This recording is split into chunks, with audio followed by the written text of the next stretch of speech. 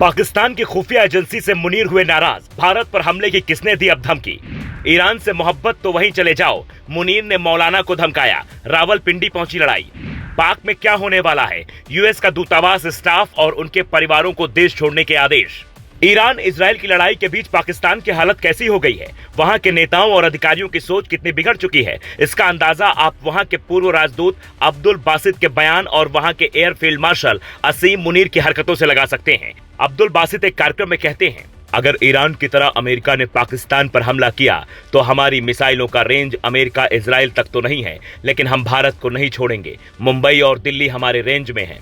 बात संभावनाओं पर हो रही थी, लेकिन इनकी सोच देखिए कि इन्हें सपने में भी भारत नजर आ रहा है और इन्हें अमेरिका से हमले का डर क्यों सता रहा है। अमेरिका में तो शहबाज शरीफ और असीम मुनीर ने बीते दिनों बड़ी डील की थी, या यूं कहिए कि ये दोनों ट्रंप के सामने पूरी तरह से सरेंडर हैं। तो फिर ऐसे दावे क्यों, इसे समझना होगा। पाकिस्तानी मीडिया की रिपोर्ट ये दावा करती है, असीम मुनीर वहां के शिया मुस्लिमों से बेहद नाराज हैं।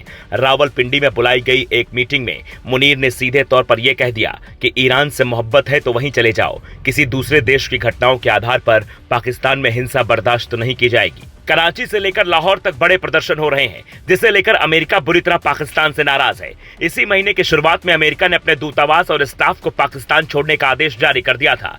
यहां तक कि अमेरिकी दूतावास को घेरने पहुंचे कई प्रदर्शनकारियों को अमेरिकी जवानों ने ढेर भी कर दिया था। बावजूद उसके ट्रंप के गुस्से से मुनीर और उनकी सेना डरी हुई है। नवभारत टाइम्स ने एक न्यूज एजेंसी के हवाले से यह तक दावा किया है, असीम मुनीर ऑपरेशन सिंदूर में पाकिस्तानी सेना की करारी हार से नाराज है। इसे लेकर आईएसआई के साथ बीते दिनों इनकी मीटिंग भी हुई। पाकिस्तानी सेना उन कमियों का आकलन कर रही है जिनके कारण कथित तौर पर सुरक्षा कर्मियों को भारी जानमाल का नुकसान उठाना पड़ा है। पिछले कुछ महीनों में पाकिस्तानी सेना और आईएसआई के बीच तालमेल की कमी और भी बढ़ गई है, जिससे मुनीर नाराज हैं।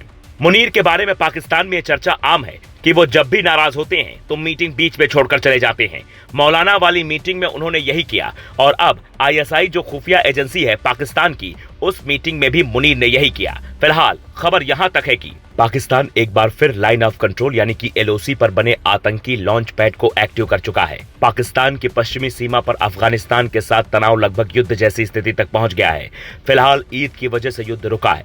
इसके अलावा पाकिस्तान में बलूचिस्तान विद्रोह फिर से सिर उठा रहा है। खैबर पख्तूनख्वा में टीटीपी लड़ाकों ने कुछ इलाकों में चौकियां बनाई है, जो यह बता रहा है कि पाकिस्तान की सेना अंदर ही अंदर बुरी तरह से घिर चुकी है। वो 3-4 मोर्चों पर घर में घिर गई है और उस बीच अब्दुल बासित ने जो बयान दिया है वो पाकिस्तानियों को भी चौंका रहा है। यह सिर्फ पाकिस्तानी आवाम का महंगाई, बेरोजगारी और वहां जंग के पड़ते असर से लोगों का ध्यान भटकाने के लिए हो सकता है। Bureau report, global Bharat TV.